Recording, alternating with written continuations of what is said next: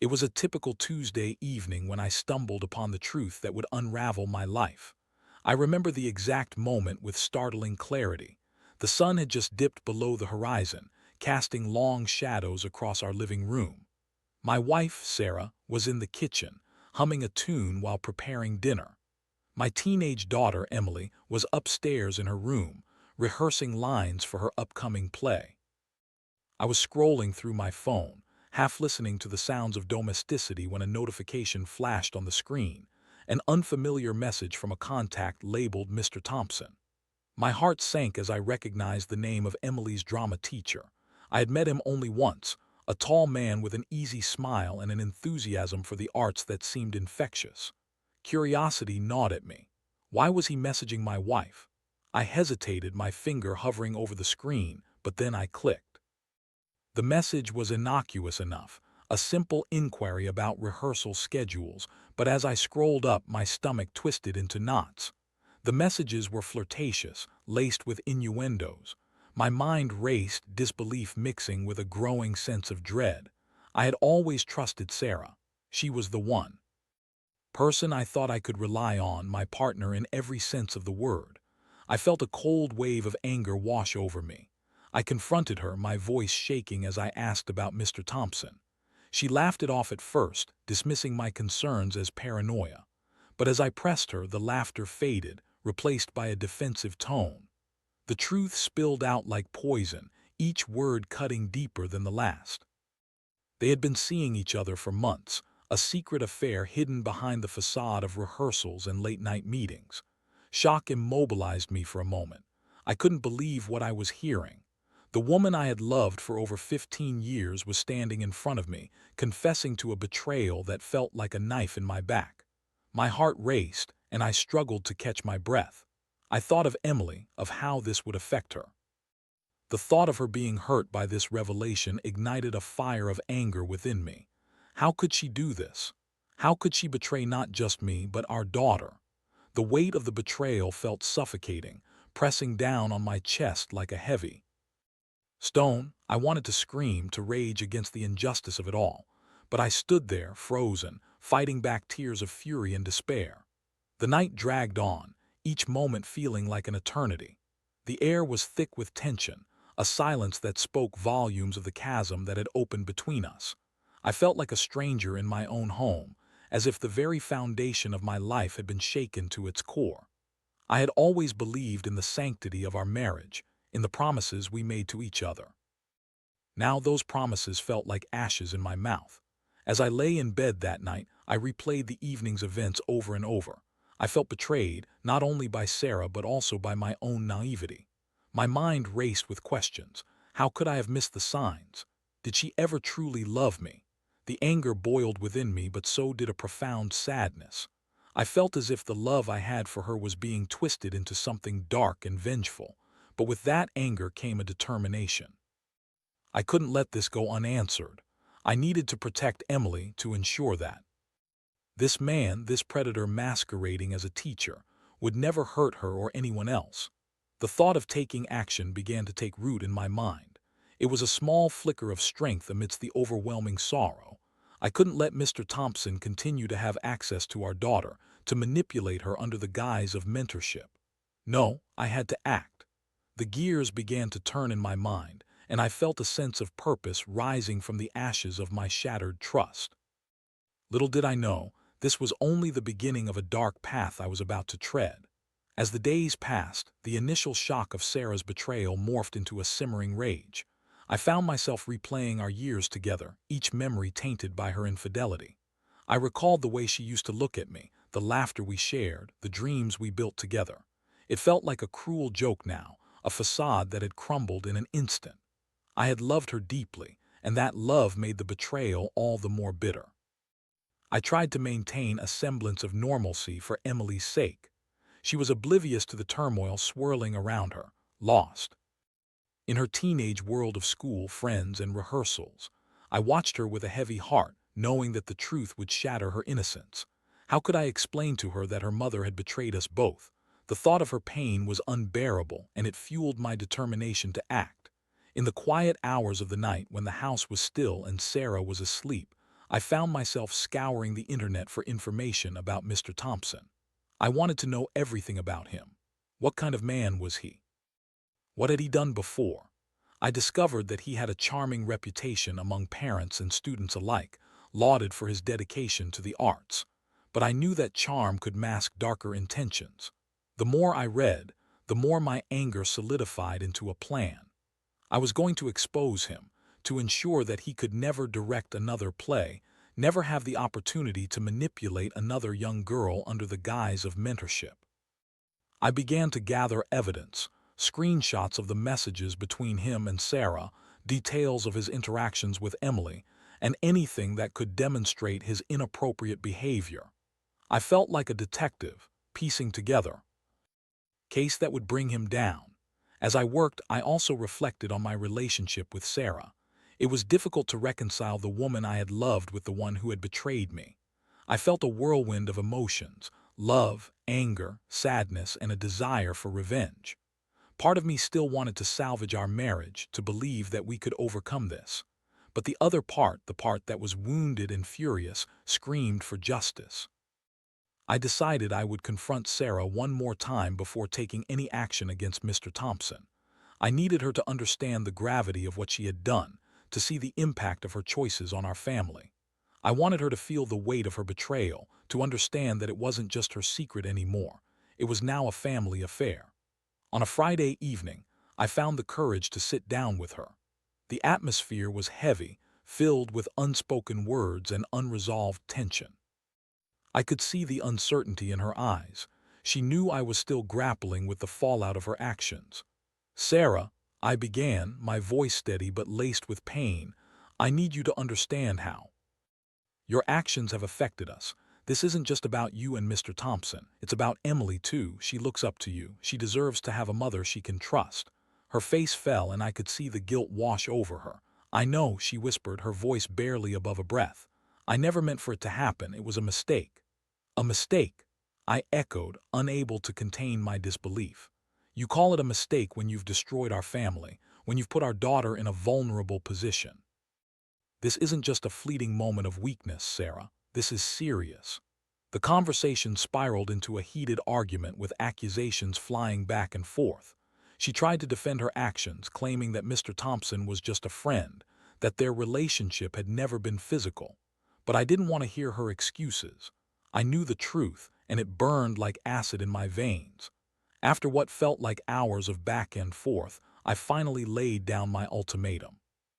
"I'm going to report him," I said, my voice low but firm.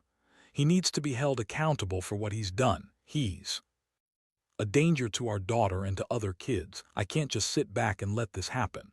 Sarah's face paled, and for a moment I thought I saw fear in her eyes. "You can't do that," she pleaded. "It will ruin him. It will ruin us." "Us?" I shot back, incredulous. "You've already ruined us, Sarah. This is about justice now. You need to understand that." As I walked away from that conversation, I felt a mix of satisfaction and dread. I had finally taken a stand, but I also knew that the path ahead would be fraught with challenges. Reporting Mr. Thompson meant opening up old wounds and potentially dragging my family through a public scandal. But I couldn't let fear stop me. I needed to protect Emily, to ensure that no other family would have to face what we were enduring. That night, I gathered my evidence and prepared to take action. I felt a sense of purpose beginning to replace the despair that had clouded my thoughts. I was ready to confront the man who had shattered my family, and I would not back down. The following week was a blur of anxiety and determination. Each day felt like an eternity as I prepared to report Mr. Thompson. I had meticulously organized my evidence: the messages between him and Sarah, details from Emily's rehearsals, and even testimonials from other parents who had voiced concerns about his behavior in the past. I wanted to present a strong case, one that would ensure he could no longer prey on unsuspecting students.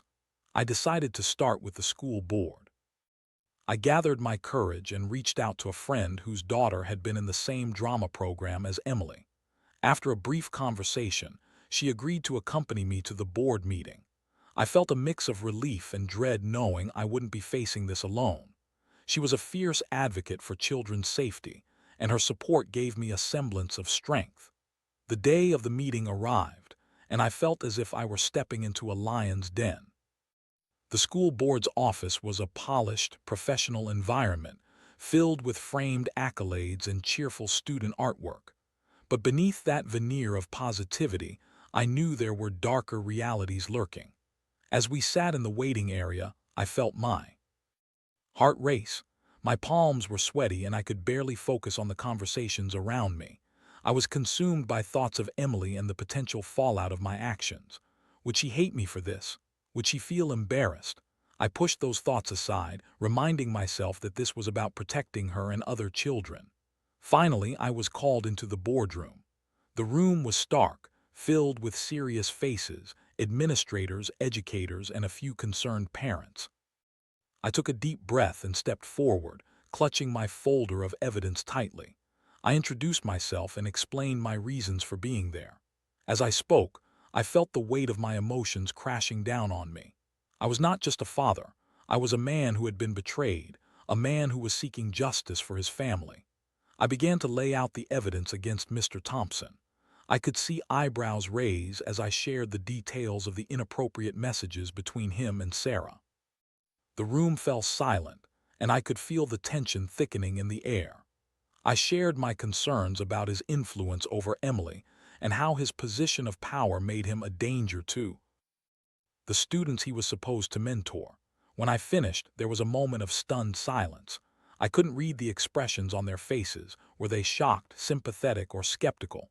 One board member, a stern-looking woman with glasses perched on her nose, finally broke the silence.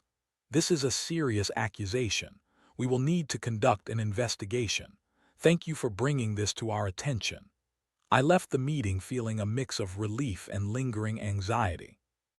I had taken the first step, but I knew that this was just the beginning. I had thrown a stone into a pond, and now the ripples would spread far beyond my control. In the following days, I felt like a ticking time bomb. The school board launched their investigation, and I received a call from a local news outlet that had heard whispers of the situation. They wanted to cover the story, to expose the truth behind the facade of the drama program. I was torn. Part of me wanted to shout the truth from the rooftops, while another part feared the repercussions of going public. What would it mean for Emily? Would she be subjected to gossip and whispers? At school, I discussed it with my friend, who encouraged me to go ahead. "The truth needs to come out," she insisted. "This man needs to be stopped, and if sharing your story helps protect other kids, then it's worth it."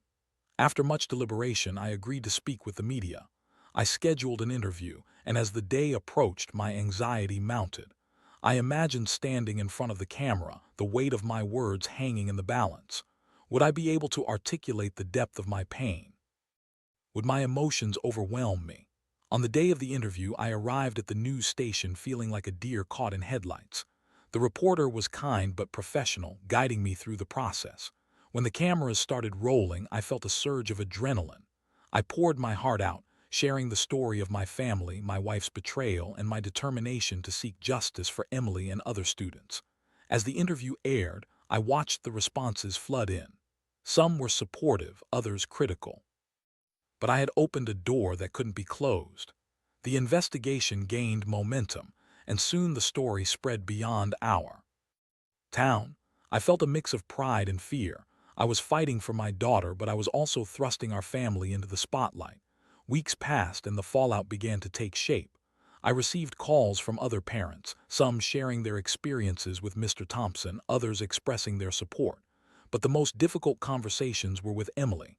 She had seen the news, and her face reflected a mix of confusion and anger. "Why did you do this, Dad?" she asked, her voice trembling.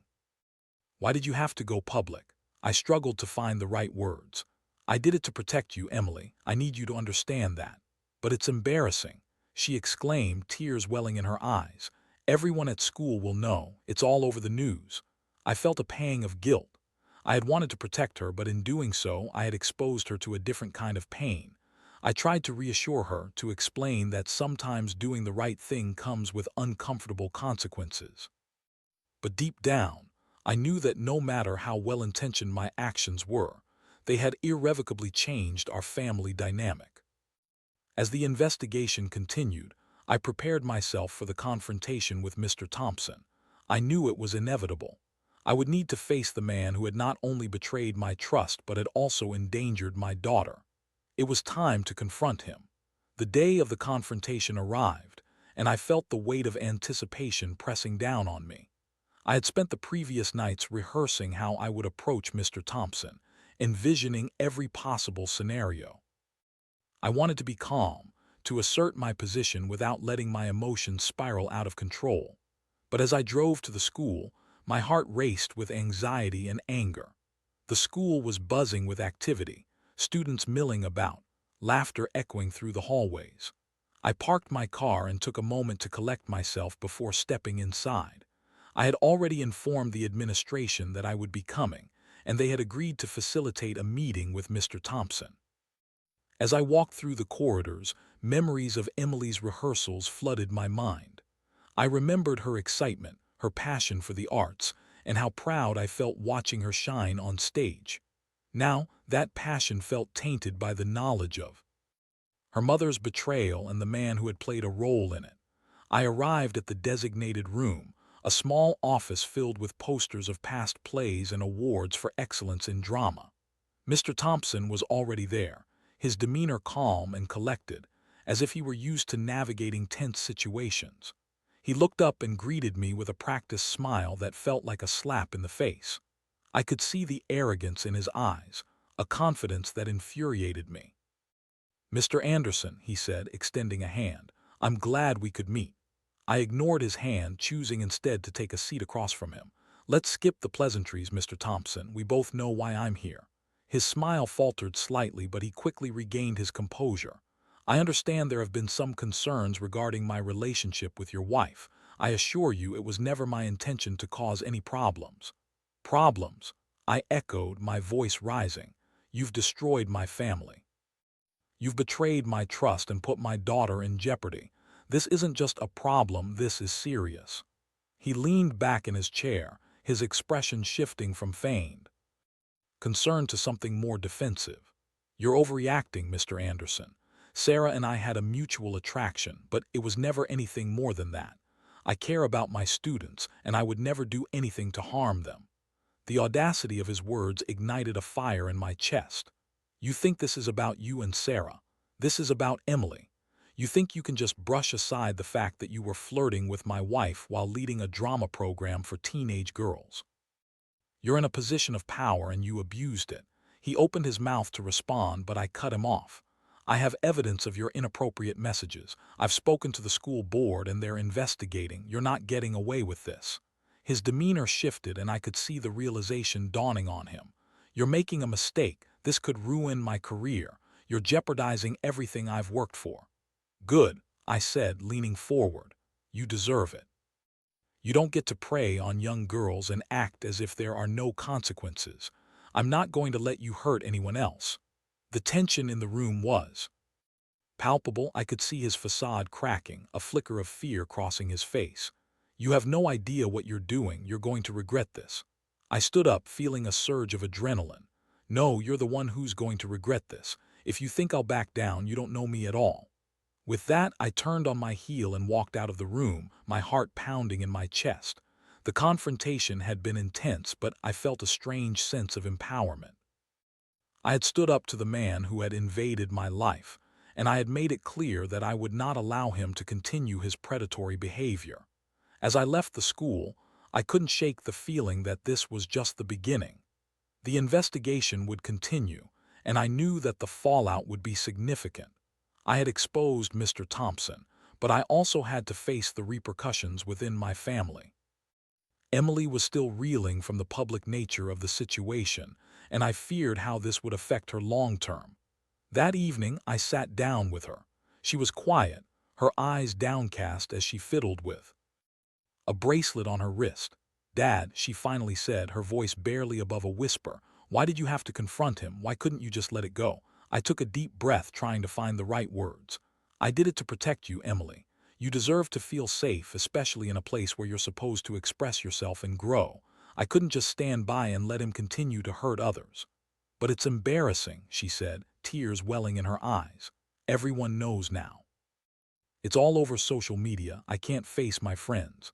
I felt my heart break for her. I had wanted to shield her from the fallout, but in my pursuit of justice, I had inadvertently thrust her into the spotlight. I'm so sorry, sweetheart. I didn't think about how this would affect you. I wanted to do what was right. She shook her head, frustration etched on her face. But it feels like you're fighting my battles for me. I can't handle this, Dad. I just wanted to act in the play and have fun.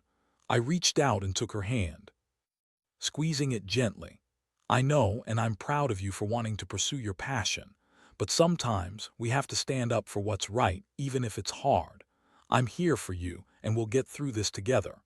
The conversation lingered in the air, a bittersweet reminder of the challenges we faced as a family. I wanted to protect Emily, but I also needed to ensure she understood the complexities of the world around her. As the days turned into weeks, the investigation continued, and I prepared for the inevitable fallout. I knew that confronting Mr. Thompson had been necessary, but I couldn't shake the feeling that the real battle was just beginning. As the investigation unfolded, the tension in our household grew thicker. Emily was still grappling with the fallout of my actions, and I could see the impact it had on her. She had once been so vibrant and full of life, but now her laughter was rare, and her excitement for the upcoming play had dimmed. I felt a deep sense of guilt weighing on me, knowing that my quest for justice had inadvertently taken a toll on her spirit. The school board's investigation was thorough, but it was also slow. They interviewed students, parents, and staff, and I could sense the anxiety rippling through the community. While some applauded my decision to speak out, others whispered about the scandal, and I could see the judgment in their eyes. I had opened a Pandora's box, and now I had to face the consequences. One evening, I decided to check in on Emily as she sat at her desk, buried in her homework. I knocked gently on her door and stepped inside, trying to gauge her mood. "Hey, sweetheart, how are you holding up?" She looked up, her expression a mix of frustration and sadness. "I don't know, Dad, it's just everything feels so messed up. My friends are talking and I feel like I'm in the middle of a nightmare." I sat down on her bed, my heart aching for her. "I know it's tough. I wish I could take all this away from you. But remember, you're not alone in this. I'm here for you." She sighed, running her fingers through her hair. "I just wanted to enjoy my last year in high school. Now it feels like everything is overshadowed by what happened." I nodded, understanding her pain. "You're right. This shouldn't define your high school experience. You're talented and you deserve to shine on that stage. I'll do everything I can to make sure you can focus on what you love." The conversation lingered in my mind as I left her room. I knew that I had to find a way to support her through this difficult time while also standing firm in my resolve to see justice done. I began reaching out to other parents, gathering support and sharing our experiences. It felt empowering to connect with others who understood the stakes, and I quickly realized that I wasn't alone in my fight. As the weeks dragged on, the investigation reached its climax. The school board finally scheduled a meeting to discuss their findings. I felt a mix of anticipation and dread as I prepared to face them once more. This time, I wouldn't be presenting evidence. Instead, I would be there to witness the outcome of their investigation and the fate of Mr. Thompson. The meeting room was filled with tense energy as parents, teachers, and board members gathered. I sat in the front row, my heart racing. I could see Mr. Thompson sitting in the back, his expression unreadable.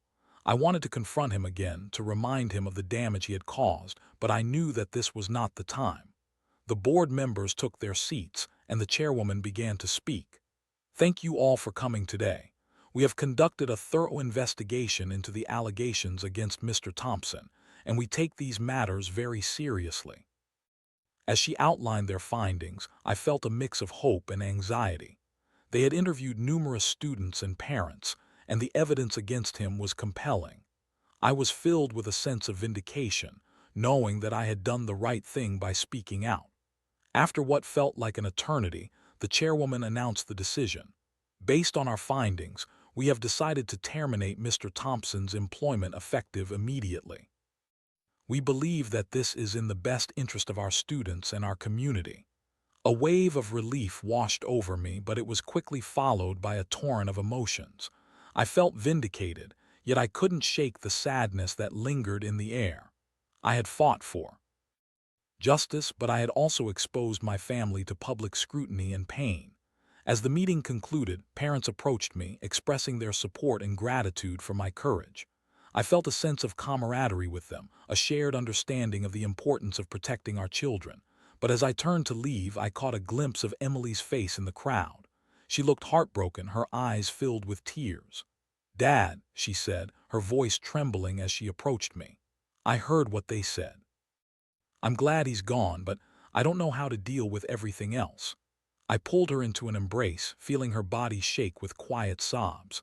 "I know, sweetheart. I'm so sorry for everything you've had to go through.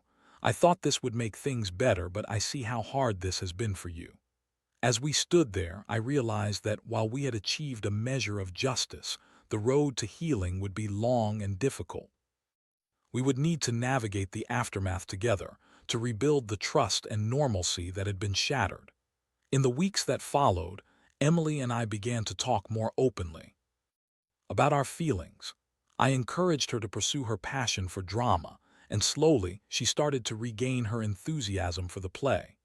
We worked together to find ways to cope with the emotional fallout, attending family therapy sessions and engaging in open conversations about our feelings. Despite the pain we had endured, I saw glimmers of hope in Emily. She began to reconnect with her friends, and her laughter started to return. I felt a renewed sense of purpose, not only as a father but as a protector. I had taken a stand for my daughter, and now it was time to help her heal. But as we moved forward, I couldn't shake the feeling that the scars of this experience would remain with us. I had learned that standing up for what was right often came at a cost, and I would have to be vigilant in ensuring that our family emerged stronger from this ordeal. As the dust began to settle, I found myself reflecting on the tumultuous journey we had endured. The investigation was behind us, Mr. Thompson was no longer a threat, and Emily was slowly finding her footing again.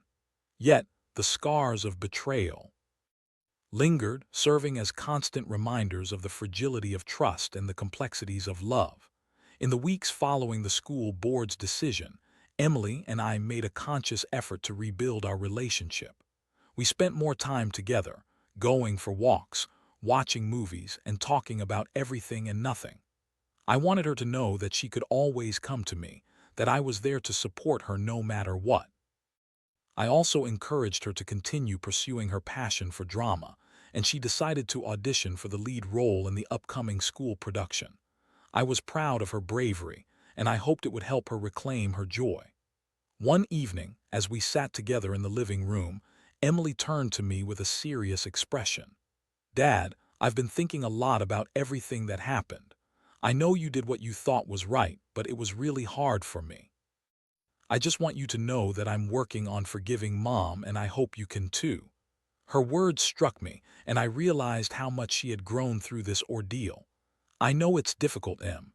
I'm still grappling with my feelings toward your mom, but I want you to know that I love you no matter what and that you should never feel like you have to choose sides."